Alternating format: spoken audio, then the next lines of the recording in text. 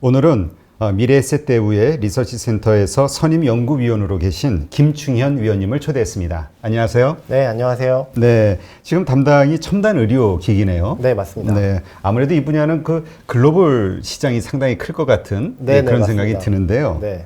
오늘 이와 관련해서 우리가 요새 뭐 하도 해외 주식 투자들을 많이 하시니까 이 헬스케어와 관련해서 관심들이 많으시거든요. 그렇죠. 예, 한번 좀 차분차분 한번 살펴보도록 하시죠. 네네. 일단 지금 이제 팬데믹, 우리 코로나19가 지금 아직도 계속 확산 중에 있지 않습니까? 맞습니다. 근데 어쨌든 이 코로나19 이전과 이후가 세상이 많이 달라졌다 이런 말들을 하는데 이 뭐라 그럴까요? 디지털 헬스케어 이 분야에서도 많이 달라졌죠? 저는 올해가 사실 2020년이 디지털 헬스케어에는 굉장히 상징적인 해라고 생각이 돼요. 왜냐면 디지털 헬스케어라는 말은 되게 많이 들어보셨을 거예요. 그렇죠. 근데 정의는 좀 헷갈려요. 네. 정의도 그렇고 뭘 사야 되냐, 어떤 종목이 세일 받냐 이렇게 얘기했을 때 딱 부러지게 나오는 게 별로 없었거든요.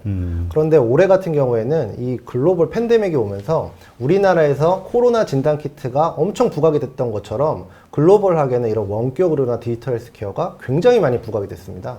그래서 뭐 많이 관심 있으신 분들은 들어보셨을 텐데 미국의 뭐 텔레닥이라는 회사는 주가 상승률이 어마어마하고요. 그랬죠. 네. 그래서 결론적으로는 이 디지털 헬스케어라는 부분들이 좀 구체화된 해가 올해가 아닌가 좀 이렇게 보고 있습니다. 네. 사실 그 텔레닥에 대해서도 그 저희 방송에서도 몇 번 다뤘던 기억이 나는데 네네. 이 회사가 어떤 이슈 때문에 그 뭐라 그럴까요? 투자자들의 관심을 확 크게 받았던 거죠? 가장 큰 이유는 실적이 어마어마하게 나왔고요. 왜냐하면 이 팬데믹이라는 상황에서 감염을 피해야 되잖아요. 이제 이게 원격 의료라는 게 결국에는 만나지 않고 의료를 할 수 있는 거기 때문에 그런 상황에서는 이제 감염을 피할 수 있는 기능이 있던 거죠. 그러니까 이게 굉장히 몰리게 되는 거고. 그래서 쉽게 말씀드리면은 작년 기준으로 말씀드리면 작년 말에 이 회원 수가 5천만 명이었어요. 그 원격 진료와 관련된. 네, 텔레닥의 회원 수가 5천만 명이었어요. 그런데 올해 상반기 말 기준으로 이게 7,300만 명까지 늘어납니다. 아, 상당히 늘어났네요. 네. 그리고 이게 이 회원들이 이용하는 이용률이라는 지표를 얘기하는데 이게 대략 한 10% 정도 됐었거든요. 근데 이게 올해는 16%까지 올라갔어요. 그러니까 사람들이 당연히 관심을 가질 수밖에 없는 거죠. 네, 그렇군요. 네네. 지금 그러한가 이제 어쩔 수 없이 그동안 이제 좀 미적거렸던 네네. 산업들을 이제 강제적으로 사용할 수밖에 없는 네네. 환경이 만들어진 거잖아요. 네. 이 코로나 때문에. 네네. 그래서 이 말씀하신 대로 이 원격 진료 분야도 확 커지긴 했지만 뭐 한국은 뭐 법적인 문제 때문에 쉽지는 않은 것 같고요. 네. 지금 외국 같은 경우는 이런 법적 이슈는 없나요? 그게 되니까 이제 이런 업체들이 나왔다고 보실 수 있고요. 그래서 이제 한국 얘기하면은 사실 조금 우울한 얘기밖에 할 수가 없는데 글로벌 상황을 보게 되면은 그래도 좀 기회들을 많이 볼 수 있습니다. 그래서 대표적으로 미국도 미국이지만 중국도 지금 굉장히 부각이 되고 있어요. 그래서 우리 가까운 중국에서도 그런 기업들이 나오기 때문에 좀 이렇게 관심 가지시면은 의외로 가까이 있다. 네. 근데 그 미국이나 그 중국 같은 경우도 그러니까 이 원격 진료의 범위가 이렇게 좀 네. 한정이 돼 있다 이런 얘기를 들은 적이 있거든요. 네네. 그렇죠. 왜냐하면 이거는 직관적으로 바로 이해되시는 게 원격으로 수술을 하실 수 있을 것 같아요. 그렇죠. 안 되죠. 네. 그래서 이 원격으로 갈 때는 규제도 규제인데요. 이게 원격으로 할 수 있냐 없냐도 되게 중요합니다. 그래서 제일 많이 하는 거는 이제 가벼운 질환들, 경증 질환이라고 우리 부르는 뭐 감기나 뭐 이런 피부 질환 이런 것들이 되고요. 그래서 이제 원격으로 봤을 때 진료가 가능한 것들, 그런 것들 중심으로 이루어지게 됩니다. 네. 근데 이것도 그 좀 걸림돌이랄까 아니면 성장하는 데 있어서의 어떤 그 가장 큰 촉진제가 될 수도 있는 그런 어떤 부분이 보험사하고의 관계가 이게 좀 중요하다 이런 얘기를 들은 것 같은데요. 굉장히 중요한 포인트를 많이 말씀해 주셨는데요. 이게 사실 저는 이 얘기를 이런 대중들 앞에서는 잘 하진 않아요. 왜냐면은 잘 와닿지 않으시니까. 아니 근데 네. 우리가 병원 가면 우리 의료보험 때문에 조금 내잖아요. 네. 근데 원격 진료는 내가 그냥 몸으로 가서 쓰면은 예서 네. 2,000원, 3,000원이면 네네. 병원비 내는데 네네. 원격 진료는 얼마를 낼까 이런 네네. 예, 그렇죠. 걱정이 되는 거죠. 그래서 일단 보험 같은 경우를 말씀을 드리면은 이건 글로벌 얘기입니다. 이번에 팬데믹이 오면서 사실 되게 결정적인 조금 그 원격 의료에 좀 결정적인 순간이 뭐였냐면 공보험 시장에서 원격 의료를 받아주고 있어요. 아, 그래요? 네. 그러니까 미국은, 그러니까 우리나라는 다 공보험이지만, 그러니까 실손보험을 제외하고 건강보험은 국민건강보험공단에서 하죠. 근데 미국은 고령자나 사회약자를 제외하면 전부 민간보험에서 처리를 합니다. 그러니까 민간보험 위주로 시장이 만들어졌었는데 고령자들이나 이분들은 공보험을 하잖아요. 이 시장이 열린 거죠. 그게 사실 이번 팬데믹에서 굉장히 중요한 사건이었다. 네. 네네. 그 뭐 수요가 생기니까 어쩔 수 없이 막 서로 의논할 수밖에 없는 거고 타협점이 나오는 거죠. 네네. 그럼 한국 같은 경우는 건강보험 네네네. 여기가 이제 얼마만큼의 수가를 책정해 줄 것이냐 나중에 맞습니다. 그게 이제 상당한 영향이 될 것 같은데 네. 일단 이 디지털 헬스케어가 앞으로 계속 성장하기 위해서는 우리 의료기기가 혁신이 네. 돼야 된다 이런 네. 얘기를 많이 하잖아요. 네. 근데 어느 정도 지금 혁신적으로 이렇게 뭔가 글로벌리 네. 좀 성장하고 있나요? 일단 여기서 먼저 말씀드리고 싶은 거는 갑자기 디지털 헬스케어 얘기하다가 왜 의료기기로 넘어가냐. 이 부분은 조금 말씀드리고 가면 좋을 것 같아요. 네, 저 같은 경우는 디지털 헬스케어는 확대되면 확대될수록 의료기기가 중요해진다고 봅니다. 두 가지 측면이 있어요. 일단 첫 번째는 자, 지금 우리가 원격 의료를 할 때는 그러니까 서비스를 디지털화한 거거든요. 진료를 디지털화한 겁니다. 그렇죠. 근데 그러면 이게 확대되면 확대될수록 이것도 디지털하면 좋지 않을까? 이것도 원격으로 할 수 있지 않을까? 이런 것들을 마주칠 거예요. 그러면 그거를 구현하기 위해서 이 진료를 할 수 있는 범위가 넓어지려면 장비들과 결합이 돼야 됩니다. 그렇죠? 진단도 해야 될 것이고. 그렇죠. 네. 그러면 원격 의료가 그러니까 디지털 헬스케어가 확대되면 기존에는 지금 서비스 영역이었지만 이게 장비 영역까지 확대가 될 거예요. 저는 이 부분이 되게 중요하다고 보고요. 그래서 확대되는 과정에서 필연적으로 만나야 된다. 그 다음에 이제 두 번째는 이런 것들을 우리가 이제 구체화 시켜야 되잖아요. 그러면 여기는 규제 산업이거든요. 그럼 디지털 헬스케어라는 걸 도대체 규제를 어떻게 할 거냐? 그럼 대부분의 국가에서 새로운 항목으로 규제를 할 거냐? 아니면 기존의 틀로 볼 거냐라고 봤을 때 의료기기로 규제를 합니다. 아. 그래서 여러분들 이제 많이 관심이 있으실 게 이제 인공지능 같은 거라든지 아니면은 뭐 요새는 디지털 치료제라는 얘기도 많이 나와요. 네. 다 소프트웨어 쪽이거든요. 이것도 의료기기로 관리를 합니다. 그래서 정리 드리면은 디지털 헬스케어에서 의료기기가 왜 중요하냐. 이게 확대되는 과정에서는 결국 어떤 것들을 구체화시킬 수 있는 수단이 되기 때문에 반드시 만나야 되고요. 그래서 의료기기가 발전을 안 하면 디지털 헬스케어가 계속 이 상태에서만 머물러 있는 거예요. 그거랑 두 번째는 이게 규제 산업이기 때문에 결국에 뭘로 규제할 거가 중요한데 지금 대부분 큰 국가들에서는 의료기기로 관리하고 있다. 이게 중요한 포인트입니다. 그러니까 사실 그 보통 IoT 우리가 네네. 보통 얘기하는 이게 모두 우리의 신체 어떤 그 네네. 활동과 기기 장치를 연결하는 하나의 네. IoT로 보는 네네. 분들이 많이 있더라고요. 네네네. 그러니까 그렇기 때문에 이걸 장치 산업 쪽으로 일단 바라보는 게 이제 글로벌리 어떤 시각인가 네. 보죠. 네, 맞습니다. 그러면 어떻습니까? 지금 이 디지털 헬스케어 말은 많이 나오고 가능성에 대해서는 많이 이야기를 하는데 사실 제가 떠오르는 건 우리 뭐 맥박, 심박 이런 거 재는 거, 네네. 뭐 달리기 했을 때 뭐 네. 이런 이 정도밖에 잘 안 떠오르거든요. 네네. 뭐 어느 만큼 지금 뭐라 그럴까 서비스나 기기들이 성장해 있는 상황인가요? 굉장히 중요한 포인트를 말씀해 주셨어요. 근데 저는 이제 의료기기라는 큰 틀을 볼 때 일단은 세 가지 정도로 보시라고 말씀드리거든요. 첫 번째는 뭐냐면은 치료 영역입니다. 이 헬스케어는 말 그대로 건강을 관리하는 거기 때문에 치료랑 연관이 돼야지 가치가 되게 커져요. 그래서 치료 영역이 하나가 있고요. 그 다음에 두 번째는 여러분들 잘 하시는 거예요. 그게 진단입니다. 진단 영역이 있고, 그 다음에 지금 말씀하셨던 그런 뭐 웨어러블이나 이런 것들은 어디 영역에 들어가냐면 건강 관리 영역들. 아, 관리. 네. 그래서 대부분 이제 우리가 많이 접하게 되고, 그나마 조금 익숙한 것들은 관리 영역인 게 많아요. 그러면은 여기서 조금 더 확대를 하면 진단과 치료 쪽에도 의료기기가 있다. 그리고 거기서도 혁신이 일어나고 있다. 요런 것들이 조금 보시면은 재밌어 할 만한 요소들일 것 같아요. 네, 네. 그렇군요. 그러면 실제로 뭔가 지금 이제 말씀하신 이제 관리 부분은 이제 네. 괜찮을 것 같은데 네. 치료와 관련해서도 네. 진단도 뭐 이렇게 잘 될 네. 것 같은데 네. 이걸로 어떻게 치료할 수 있을까? 네. 예, 이건 좀 그림이 잘 안 그려지거든요. 그쵸. 그리고 네. 어느 만큼 지금 네. 치료가 가능한가? 네. 이거는 정말 뭐 어디서도 못 들어보셨을 거예요. 아, 그래요? 네. 독점? 그런 건 아니고요. 근데 이제 저는 치료 영역을 얘기할 때요. 그러니까 이건 헬스케어를 보실 때 되게 유용한 판단법이에요. 그러니까 기준법인데 치료는 당연한 얘기지만 그러니까 저는 좀 이게 그렇긴 하지만 사망을 기준으로 생각하시면 되게 좋습니다. 이게 무슨 소리냐? 이게 통계를 내보면요, 대부분 그 전 세계적으로 많이 돌아가시는 질병의 50%가 암이랑 순환계 질병이에요. 순환계가 뭐냐? 심장 같은 겁니다. 아, 심장마비. 네. 아니면 뇌졸중, 심방세동 뭐 이런 것들이에요. 그러면 이거를 뭘로 고치냐에 따라서 그 시장이 얼마나 커지냐가 됩니다. 네. 그래서 제약 시장에서 제일 큰 게 뭐냐면 항암 시장이에요. 항암. 모든 제약사들이 이제 항암 파이프라인을 가져가려고 하거든요. 왜냐면은 제일 크기 때문에. 그러니까 무자르듯이 그러니까 암은 항암제로 치료한다 이건 아니지만 그냥 저희가 이해하기 쉽게 그러면은 심장은 뭘로 치료하는 경우가 많냐라고 보면 기기로 치료하는 게 되게 많습니다. 아, 그래요? 처음 들어보셨을 텐데 이게 이제 예를 들면은 심장에는 그 판막이 있어요. 그럼 만약에 우리가 고령화가 되면 판막이 느슨해지잖아요.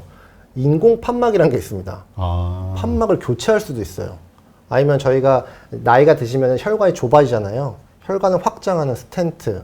그 다음에 심장이 예를 들어서 이제 박동이 떨어지고 기능이 떨어졌다. 그러면 이 몸 안에 박동기를 박을 수 있습니다. 요만하거든요. 그래서 심장과 관련된 치료들은 의료기기로 하는 경우가 되게 많아요. 그래서 이 의료기기에서 치료 영역에 뭐가 있느냐라고 봤을 때 제일 큰 시장은 심장과 관련된 의료기기가 제일 큽니다. 그래서 세계 1위부터 10위까지 의료기기 회사들 살펴보면 그 회사들은 뭐 하는 회사들이냐면은 심장 관련된 의료기기를 하는 회사가 거의 대부분이에요.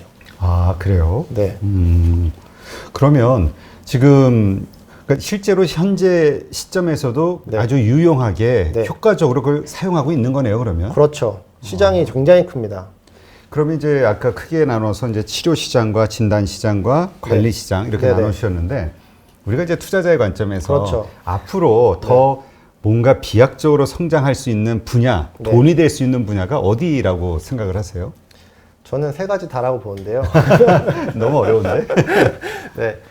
그래서 사실 뭐 나중에 뭐 더 말씀드리겠지만은 그래서 저는 사실 기본적으로는 의료기기는 잘 익숙하지 않으시잖아요. 그러니까 바이오는 그래도 우리나라에서 이제 좀 유명한 기업들이 나왔기 때문에 투자자 여러분도 되게 익숙하세요. 그렇지. 근데 아직 의료기기는 글로벌로 봐도 아직 익숙하진 않거든요. 그래서 저는 기본적으로는 ETF를 많이 추천드리고요. 네. 그러니까 미국 중심인가요? 아니면은 뭐 글로벌 ETF입니다. 아, 글로벌. 아마 지금 화면 나가시는 거 보시면 아시겠지만 이 ETF는 그러니까 글로벌 의료기기 ETF는 딱 하나밖에 없어요. 되게 쉬워요. IHI라는 거 꼭 기억하시면 좋습니다. 아, 그 하나예요? 네.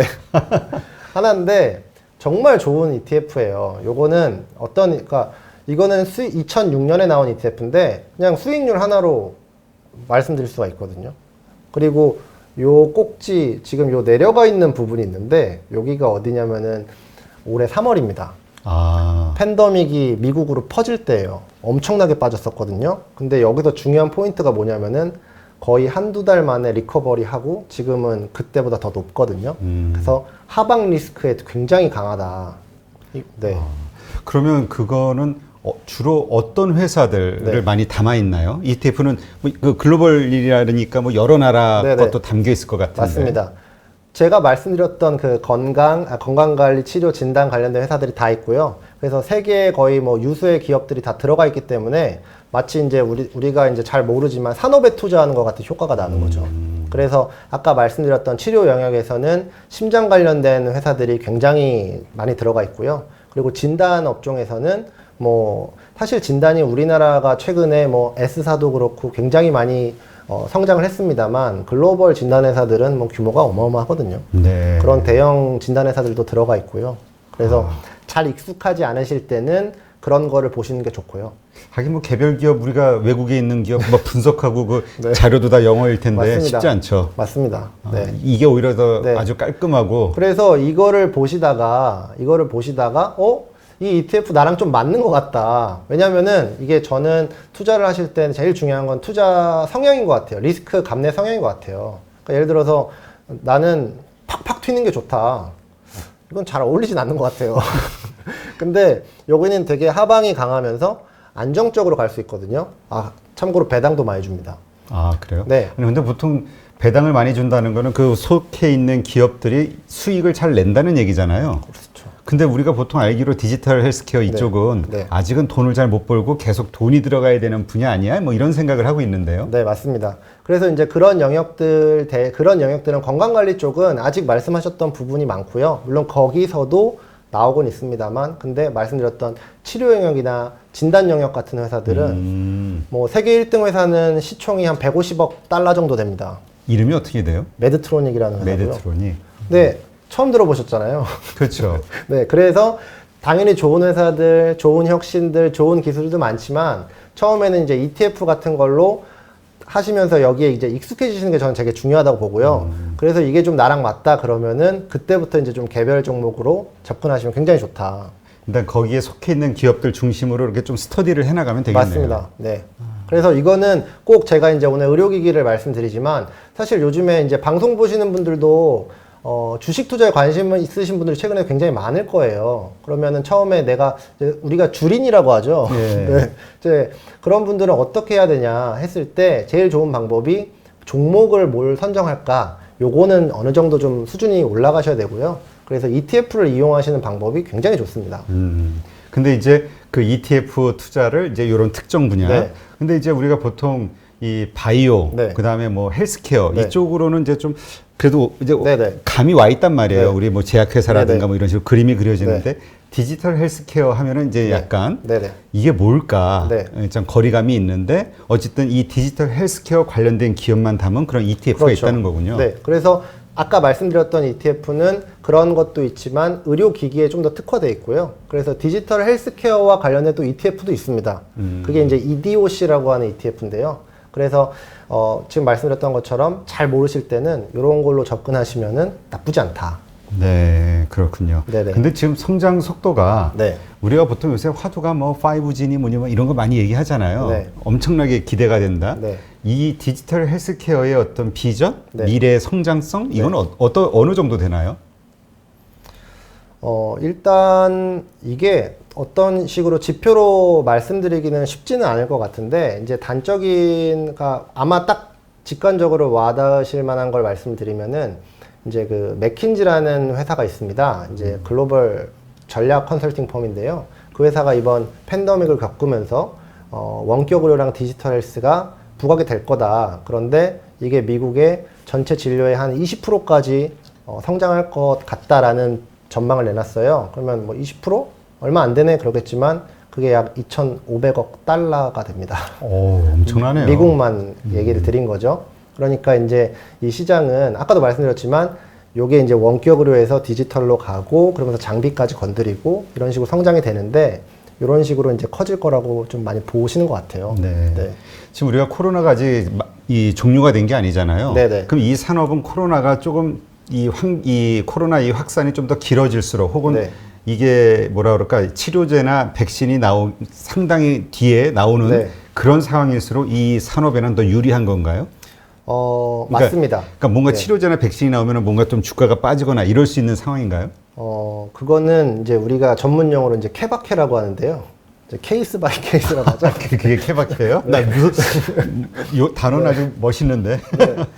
그게 이제 일단은 또 지금 말씀드리지만 듣다 보면 조금 헷갈리실 수도 있을 것 같아요. 이거 의료기기 얘기하는 거야? 디지털 헬스 얘기하는 거야? 좀 이러시는 분도 있을 것 같은데 일단은 두 개는 저는 비슷하게 생각을 하셔도 되는 것 같아요. 지금은 이제 두 개가 비슷하다 이렇게 생각을 하셔도 되고요. 그렇게 뭐 구분을 짓는 거는 저는 조금 왜냐면 헷갈리실 수 있으니까 그래서 비슷하다고 보시는데 당연히 코로나 수혜주들은 약간의 피해를 받을 수 있겠죠. 그러니까 예를 들면은 뭐 진단 키트나 아니면은 뭐 원격 의료 같은 경우는 분명히 코로나 때문에 발생한 수요가 있을 거거든요. 네. 그럼 코로나가 끝나게 되면 그런 종목들은 당연히 어느 정도 일시적으로는 이제 조금 피해를 받겠죠. 그런데 대부분의 의료기기 종목들은 오히려 백신이나 치료제가 나오면 땡큐입니다. 아, 그래요? 왜냐면 의료기기잖아요. 어디서 쓰는 걸까요? 병원에서. 그렇죠. 팬데믹이 왔잖아요. 그럼 병원을 갈 수 있나요? 아, 이제 계속 좀 참다가 네.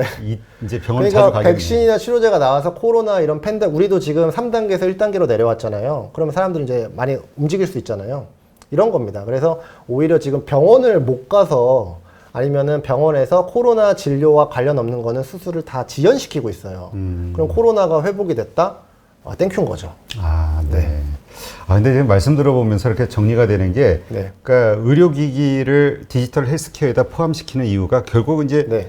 우리가 IoT 시대, 5G 뭐 이거 얘기하는 게 네. 물체와 이 네. 정보를, 데이터를 연결시키는 거잖아요. 네. 우리 인체의 어떤 정보와 의료기기를 연결시키는 거, 이걸 디지털 헬스케어로 이렇게 쉽게 이해해도 되겠네요. 그럼요. 근데 저는 계속 대화를 할수록 놀라운 게 이 개념을 잡기가 어려운데 대표님이 너무 잘 진행을 해주셔가지고.